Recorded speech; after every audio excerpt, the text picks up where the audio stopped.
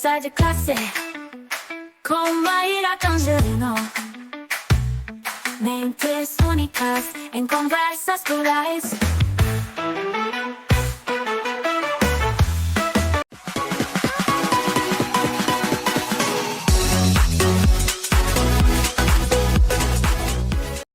Olá, pessoal! Boas-vindas a mais um Conversa de Classe.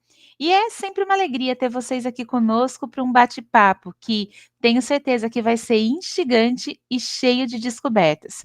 Hoje a gente vai receber um convidado que é muito especial, porque, gente, ele respira, inspira e espalha educação e inovação. Ele tem expertise em gestão, pedagogia e tecnologias educacionais. E ele vai trazer uma perspectiva muito rica sobre o futuro da aprendizagem. Hoje, quem está aqui com a gente é o Danilo Nogueira. E eu já combinei aqui nos bastidores que eu vou começar mandando já a primeira pergunta para ele. Danilo, a cultura maker e a abordagem maker vem ganhando cada vez mais espaço nas discussões educacionais. Eu quero saber como que você enxerga a capacidade dessas abordagens de realmente transformar a maneira como as crianças aprendem, indo além daquele entusiasmo inicial e se tornando aí uma ferramenta pedagógica de impacto duradouro. Danilo Nogueira, com muita honra, com muita alegria, bem-vindo ao Conversa de Classe. Olá, Mayra, tudo bem? Primeiro agradeço o convite por estar aqui para poder falar um pouquinho sobre educação. É uma honra, é algo que eu gosto, faz parte da minha formação. Eu falo que eu sou professor por missão, por devoção. Então vamos falar um pouquinho sobre essa questão da cultura maker, né? A gente tem que entender que dentro dessa sua pergunta, que é muito interessante, sobre a cultura maker e a abordagem maker, para os dias atuais, para aquilo que hoje é um tema muito falado dentro da sala de aula, a gente precisa entender um pouquinho o contexto histórico, tá? Então, a cultura maker, ela nasce mais ou menos lá em 1910, com um período pré-guerra, falta de dinheiro nos Estados Unidos, falta de mão de obra, e é onde as pessoas precisam se reinventar para produzir suas casas, consertar os seus carros. Então, essa cultura do maker, que a gente faça você mesmo, ela é muito antiga. Porém, essa abordagem em STEAM, ela vai criar uma estrutura e um objetivo só nos anos 1990, nos Estados Unidos, quando eles observam que a tecnologia estava chegando e eles precisavam de profissionais com determinadas habilidades. Trazendo isso para a sala de aula, qual a importância da abordagem STEAM? Nós temos e vivemos em muitas escolas dentro do Brasil com ainda a cultura tradicional de ensino. Então, o professor traz o conhecimento através do livro, através da explicação, e o aluno só absorve. A proposta da abordagem STEAM, ou da cultura maker, é fazer com que o aluno ele não só ouça, mas ele também tenha a oportunidade de vivenciar. E é comprovado cientificamente, quando você vivencia algo, o seu poder de assimilação é melhor. Então, o que é interessante, não é só o experimento pelo experimento, mas é a ciência para entender o que é, como acontece e para que acontece, fazendo com que os alunos cada vez mais fiquem engajados nas aulas e desenvolvam habilidades que vão ajudá-los profissionalmente lá na frente. Danilo, que resposta maravilhosa, né? Assim, eu te agradeço de você trazer esse contexto. Eu sempre conto, né, para as pessoas entrevistadas aqui no programa, que o nosso público é de docente, mas também tem muito graduando que ainda vai chegar na sala de aula. Então, esse contexto que você está trazendo é muito importante, né? Para eles saberem que eles não estão. Essas abordagens elas não estão aterrizando, né? Elas vêm aí, elas são resultado, né, de uma construção histórica também da humanidade. E eu estava pensando aqui, né? Quando a gente pensa aqui na metodologia Lego Education, imediatamente vem à mente a questão da brincadeira e da construção. Mas eu acho que para além da diversão, eu queria saber duas coisas. Qual que é o papel do erro e da tentativa, né? Erro e tentativa aí nesse processo de aprendizagem. E como que você acha que os educadores e as educadoras podem incentivar a resiliência dessa capacidade de aprender com esses desafios práticos? Essa é uma excelente pergunta, pensando a sociedade qual nós estamos vivendo hoje, né? Hoje, muitas das crianças ou muitas das instituições, elas estão privando a criança do erro ou até mesmo da frustração, né? Quando a gente fala da metodologia Lego Education, também é algo muito importante a gente deixar claro aqui que tem uma diferença do Lego Brinquedo e do Lego Education. O Lego Brinquedo, eu vou numa loja, compro um stick, qualquer brinquedo onde a minha filha vai montar e ela vai interagir com o brinquedo. Ok. O Lego Education não, ele é um sistema criativo que eu posso montar e desmontar, e aí o montar e desmontar é o construir, o desconstruir, o errar, o tentar de novo, que é tão importante na resiliência e principalmente na resolução de problemas dos alunos.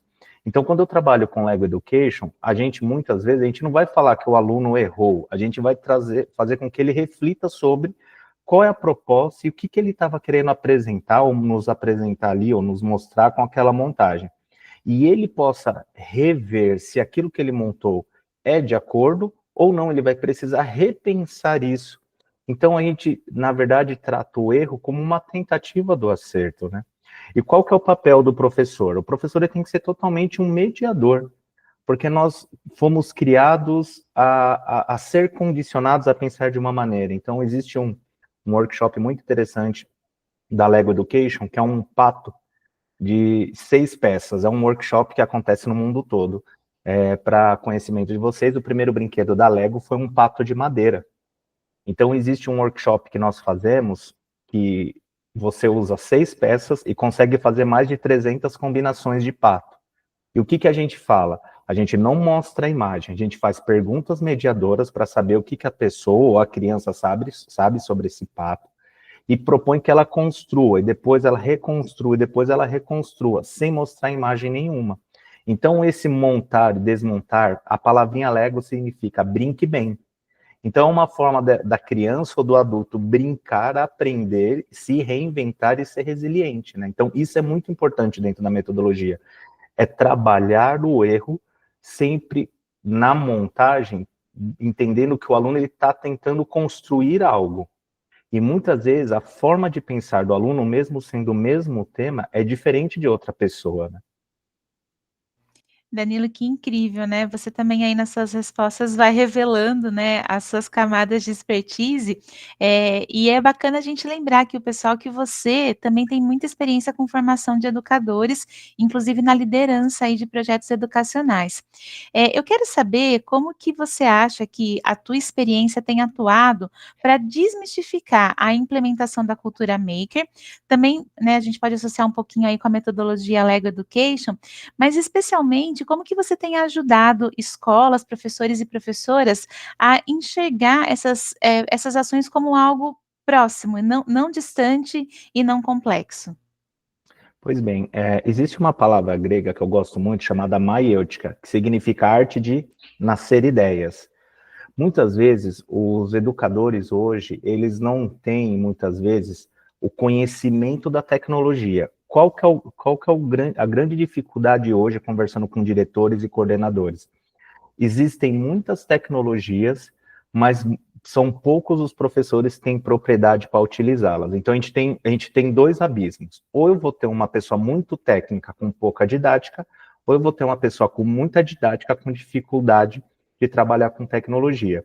E dentro das formações, dentro das palestras que eu dou, eu mostro como o professor, já tendo a experiência de sala de aula, o professor já tendo uma formação, como ele pode utilizar a tecnologia como um meio de desenvolver habilidades nos seus alunos, porque muitas vezes a tecnologia ela é apresentada como um fim, e ela nunca é um fim, ela é um meio.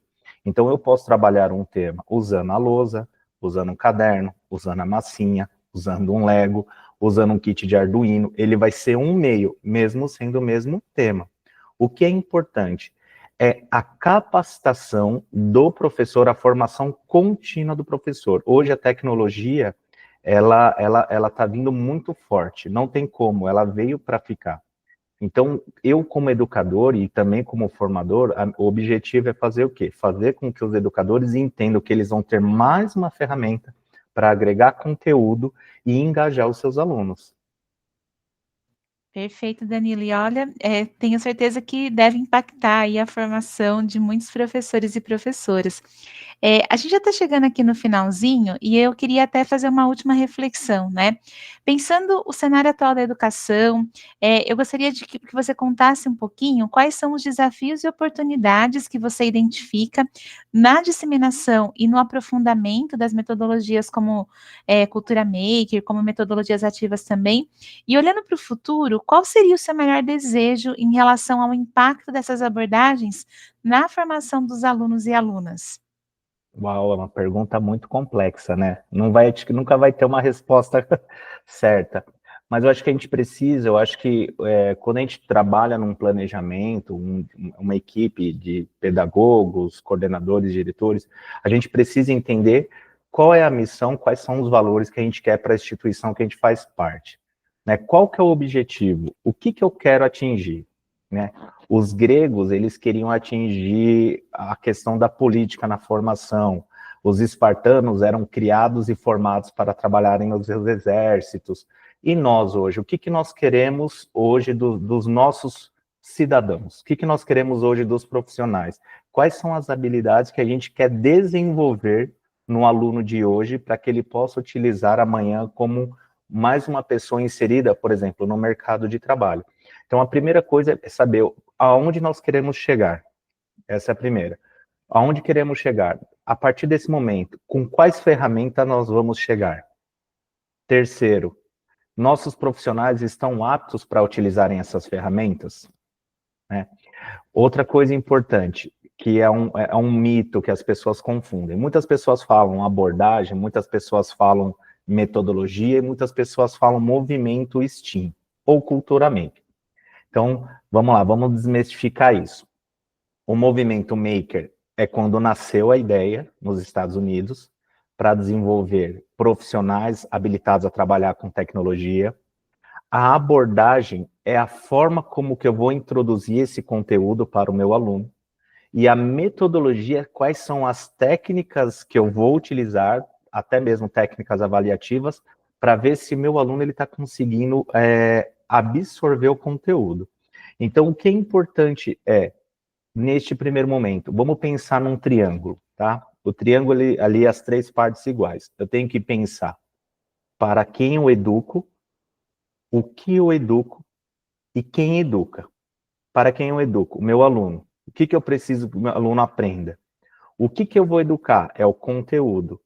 E eu, profissional, eu estou apto a utilizar esse conteúdo para esse aluno que eu quero formar? Qual que é o grande dilema hoje em dia? A instituição, ela coloca a ferramenta tecnológica, mas esquece de pensar no profissional que vai aplicar. Ou ela coloca a ferramenta tecnológica e não vê se essa ferramenta tecnológica vai de encontro àquilo que ela quer na formação de seus alunos. Ou pode ser pior, ela tem os alunos querendo, ela tem o conteúdo, mas ela não dá nenhuma estrutura para o seu profissional. Então, esse é o grande dilema.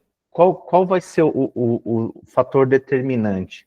É trazer o professor, é capacitar o professor para que ele esteja totalmente apto a desenvolver as atividades, mas seguro que aquilo que ele está apresentando, ele tem propriedade. E aí, a partir daí, a abordagem, a cultura maker, a abordagem STEAM, ela vai ter mais significado para o professor, deixando de ser um grande desafio para ser uma ferramenta de apoio.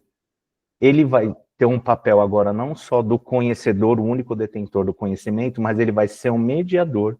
E através das relações com os alunos, todos ganham, tanto o professor como o aluno. Danilo, que maravilhoso, né? E que cenário, assim, objetivo, claro, né? Que dá segurança de ouvir você falar. Eu gostaria de te agradecer pela sua generosidade, por você oferecer o seu tempo aqui para gente. E quero te perguntar, você quer deixar alguma mensagem de finalização aqui para o pessoal? Eu tenho uma frase que eu levo para mim, que é impossível ser impossível. Então, a gente precisa correr atrás. Se você tem um sonho, corra atrás. E só existe uma forma de transformar o mundo, é através da educação. Fala este, que é filho de uma mãe solteira, de 3 meninos, graduado e pai de família hoje. Se hoje eu sou ou o que eu tenho, tudo veio graças à educação da minha mãe e graças à educação da escola. Que lindo, Danilo, que lindo mesmo, né? Parabéns pela trajetória e muito obrigada por você colocar aqui pra gente, né? Eu que E agradeço. pessoal, a gente se vê no próximo Conversa de Classe. Até mais. Até.